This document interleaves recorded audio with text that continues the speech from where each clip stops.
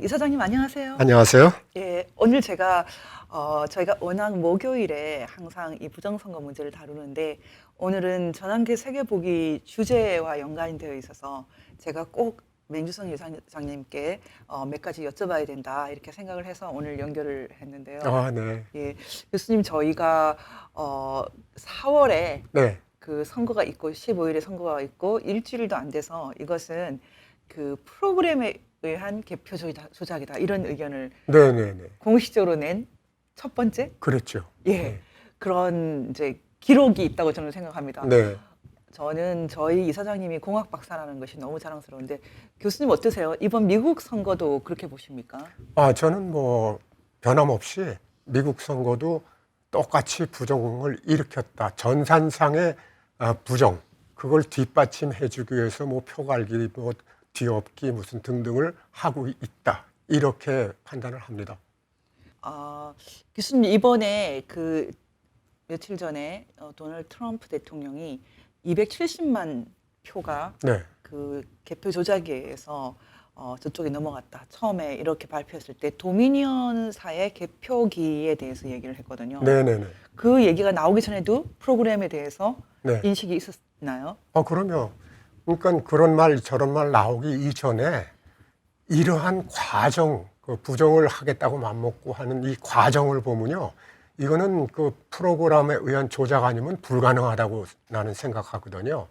그래서 그 우리나라에서 일어났던 그런 과정과 미국이 이제 밟고 있는 이 과정은 전적으로 똑같아야만 한다. 똑같다가 아니라 똑같아야만 한다. 난 이렇게 생각을 해요. 그건 왜 그런 거 아니? 어떤 일정한 알고리즘, 이거는 어떤 패턴이 있는 거지 다양성을 갖고 있는 거 아니거든요. 그리고 남는 기록도 마찬가지고요. 똑같습니다, 그것은. 따라서 조작부터 인멸까지는 그 과정이 완벽하게 같아야 된다. 난 이렇게 생각을 해요. 그 참 놀랍게도 우리 선거는 그 미국의 그 미시건 대학의 미베인 교수님이 그 정치학적으로 분석을 했는데 이번에는 미국 선거에서는 그 세계적으로 그 유명한 이제 천재 그 공학자라고 할 수 있는 그 이메일 개발자 그 14세 그것도 그 시바 아야두라미 박사 네네네. 예 그분이 분석하기로는 이것은 그 개표 알고리즘 알고리즘이 그 들어가 있는 그런 프로그램에 의한 개표 조작이다 이런 의견을 내셨는데 네네. 거기서 좀 저는 이해가 되지 않는 것은 이거예요. 미국은 개표를 할 때 표를 직접 기계가 읽는 것이 아니라 네. 일단 이미지를 스캔해서 네네. 그 이미지 스캔한 것을 읽는다. 네네. 그 차이가 뭔지를 잘 모르겠어요. 왜냐하면 우리나라도 이미지를 스캔하지 않습니까? 예, 우리나라도 이미지 스캔을 해서 했죠.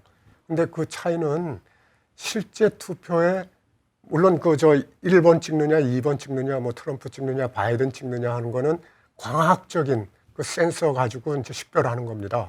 근데 투표지 자체만을 하게 되면 나중에 조작을 하려고 마음을 안 먹었다 한다면은 투표지 자체를 갖다가 그 카운팅하면 돼요. 근데 조작을 하려고 마음을 먹은 상태에서 한다면은 그 표 자체를 하면은 그 나중에 그 증거 인멸 할 때 어려움을 겪어요. 그래서 이미지를 하는 이유는 나중에 증거 인멸을 위한 그러한 과정이에요. 이미지는. 그래서 프로그램 상으로 이제 그 없애버리는 거죠. 근데 실제 물체 자체를 하게 되면은 프로그램 상으로 없애는데 매우 어려운 점을 겪거든요. 근데 컴퓨터 전자 시스템 상의 이미지, 이거는 순식간에 없애버릴 수 있어요. 그러니까 우리는 이렇게 표를 기본적으로 뭐 돈 세듯이 개수하는 그런 장면이 나오는 것처럼 네네네. 우리는 기본적으로 그런 과정이 실물을 카운팅하는 그런 방식이 있는데 네. 미국 같은 경우는 일단 스캔을 받아서 예. 그 스캔된 것만 계산을 하는 식인가 보네요. 네네네. 그러니까 이제 우리나라도 그때 어떤 유튜버가 이렇게 찍은 게 있어요. 2번이 5표 이렇게 쭉 올라가는 동안에 안 올라가요, 카운터에서는. 이미지를 예. 봤을 때요. 예. 예. 그런 것들이 어떻게 가능한 얘기냐 이거죠. 그러니까 우리나라도 마찬가지였으리라 이렇게 생각하는 거예요. 기본적으로 개수하는 방식이 비슷할 수도 있겠네요. 예, 난 뭐 비슷하다고 봐요. 근데 우리나라는 오히려 그 잘못 보면은 마치 수개표를 하고 있는 것처럼 착각을 네네. 주지만 미국은 아예 그런 착각을 주지 않을 정도로 네. 바로 스캔만 받아서 네. 컴퓨터 계산을 하는 식이네요. 맞습니다. 어떤 주들은 이 스캔된 이미지 파일들을 그 삭제를 해버렸다는 그런 주도 네네. 있다고 하는데 이건 연방법 위반일 텐데요. 난 그 법적인 건 잘 모르겠지만 엄연히 위반으로 생각이 되고요. 일반적인 그 생각으로는. 그건 왜 그런 거 아니? 하나의 그 과정 속에 있는 증거 자료거든요. 자료를 없앴다는 것은 말이 안 된다고 생각을 해요. 일반적으로 생각하기에. 지금 한국에서 많은 사람들이 이 부정선거에 대해서 관심을 못 가졌던 이유 중에 하나가 사실 이게 프로그램에 의해서 조작이 될 수 있다는 것을 참 받아들이기가 어려워요. 예, 예, 예. 이제 미국 때문에 어떻습니까? 좀 받아들이는 사람이 많아질 것 같습니다. 네, 네, 네. 예. 처음에 우리가 4월 달에 그 프로그램 개연성 가지고선 했을 때, 이 프로그램 전산에 대해서 아는 사람들은 금방 이해를 하더라고요. 근데 대부분이 이해를 못했어요. 우리 이쪽에. 근데 그 현상이 지속돼 왔다고 보여지는데 차차 이렇게 그럴 수도 있겠다라는 쪽이 늘긴 했었지만 이번에 미국에서 일어난 일이 그걸 완벽하게 뒷받침해주고 있다 이렇게 그렇다면 봅니다. 외부에서 뭔가 해킹이 가능하다는 거네요. 그렇죠. 이거는 미국의 그 전에 강의할 때도 그랬죠. 화웨이 통신 장비를 써서 그 통신 장치를 만들었다는 것은 괌에서도 해킹할 수 있고 미국에서도 할 수 있고 중국에서도 할 수 있다 이런 말을 내가 했거든요. 이 미국 일어난 거 보면은 마찬가지죠. 통신 장비를 썼다면은 이것은 세계 어디에서나 서버가 어디에 위치해 있느냐 이것만이 문제인 것이지 해킹하는 건 문제가 될 게 아무것도 없어요. 혹시나 어떤 교수님이 또 이런 주장을 하더라고요. 그 부분에 대해서 내 노트북에도 다 랜 깔려 있고 한데 통신 마음대로 한다. 그건 모르는 소리예요. 통신은 되지만 그걸 외부로 뽑아서 통신 장비를 통해서 라우트라고 하는데 어떤 그 라우트를 통해서 외부에서 들어오는 것과 그렇지 않은 거의 차이가 있어요. 근데 일반적으로 나와 있는 이런 노트북 컴퓨터는 그게 없는 겁니다. 그 기능이. 그러니까 컴퓨터에 대해서 기능에 대해서 잘 모르고선 그런 식으로 얘기하는 건 좀 이상하군요. 그렇게 얘기하면 안 되는 거죠. 알고서 얘기해야지. 그러니까 지금 개표기 같은 경우에 마음을 먹으면은 미국이고 한국이고 외부에서 얼마든지 표를 삭제하면서 들어올 수 있다는 거예요. 그럼요. 그러면 지금 이제 미국에서까지 그런 일이 일어났는데 그럼 교수님 보시기에 이 한국 같은 경우에는 지금 통신 기능이 없다고 주장하면서 노트북을 네네. 지금 사람들이 참 많이 이렇게 그 혼돈하고 있는 것은 네. 예전에 전자개표기라고 부르던 것을 이제는 뭐 투표지 분류기라고 분류기, 마치 그냥 기계적인 거고 네네네. 전자적인 게 아닌 것처럼 말을 네. 하는 건데 사실은 그 안에 그 전자개표기와 프린터와 노트북 컴퓨터가 포함되어 있는 포함되어 있죠, 다. 개념이거든요. 네. 그렇다면 이 노트북 컴퓨터를 증거 조사를 할 수 있게 도와줘야 되는데 네. 이걸 하고 있지 않거든요. 예. 근데 다 아시는 내용들이지만 선거 끝나자마자 문제가 발생하니까 그것도 아마 우리가 그 프로그램 들고 나서 전자기기를 들고 나갔기 때문에 그렇게 되리라는 그 예측을 해보는데요. 그 문제가 되니까 그 노트북 자체를 쓸모가 없기 때문에 다 뭐 팔았다고 그러든가 어디 돌려줬다고 그러든가 없애버렸어요. 그것이 선관위의 답변이었어요. 이건 엄연한. 그걸 없애는 참. 그러니까요. 네네. 그럼 증거인멸을 너무 내놓고 하는 것 아닙니까? 그렇죠. 예, 그리고 우리나라 선거법이 그 선거 소송을 6개월 안에 하도록 되어 있고 미국 네. 같은 경우는 지금 뭐 일주일도 안 돼서 바로, 시작하죠. 그런데 우리가 뭐 재검표를 해주겠다는 말을 하면서 그것도 날짜를 11월 초로 정해왔더라고요. 네네네. 그러니까 미국 선거가 끝나고 나서 그것도 미국 개표가 끝나고 나서 재검을 하겠다라는 건데 네네. 어떻게 보면은 미리 날짜를 다 맞춘 것 같지 않아요? 예. 2주 전쯤인가? 어느 분이 페이스북에다 그런 글을 올렸어요. 왜 안 해주고, 우리나라 대법원은 뭐 하는 거냐? 왜 안 하느냐? 그래서 제가 답글을 그렇게 달았습니다. 한 2주쯤 됐던 것 같아요. 내가 생각하기에는 미국의 재판 결과 난 이후에 우리나라 대법원이 그 행동을 취할 걸로 본다.